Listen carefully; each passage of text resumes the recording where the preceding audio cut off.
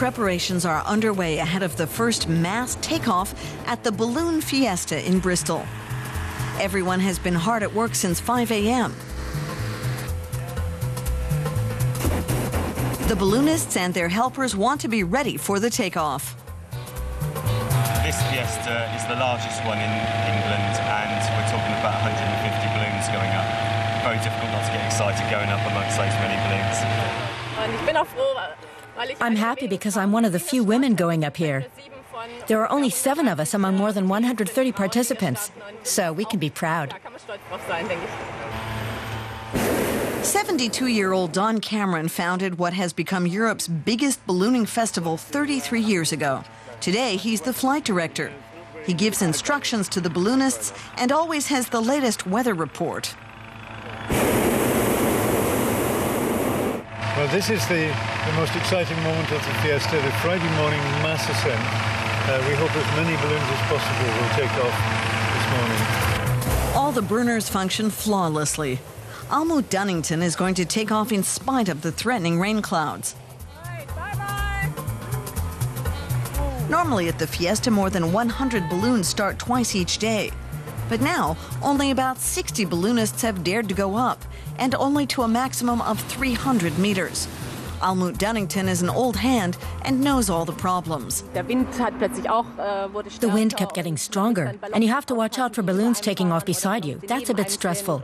But once you're up in the air, like now, it's a great feeling. It's like a dream with this view of the city.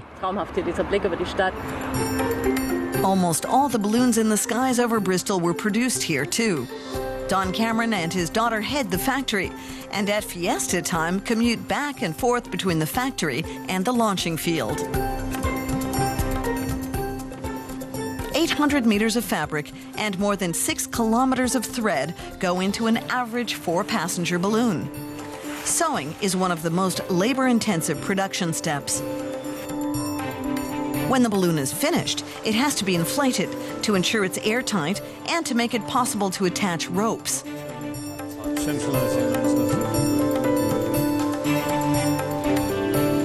And this line here is the one that the pilot pulls to deflate the balloon when he's landing.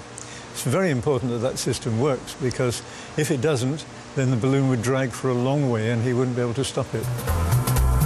Back at the Fiesta, the balloonists wanted to take off again in the late afternoon, but the wind's too strong.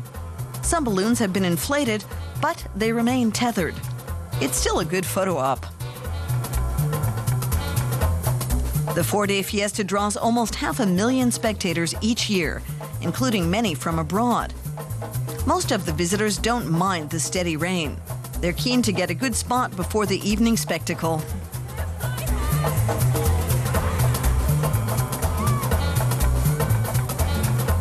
We've been a few years running, but we haven't been for the last couple of years. It's the first time with our daughter.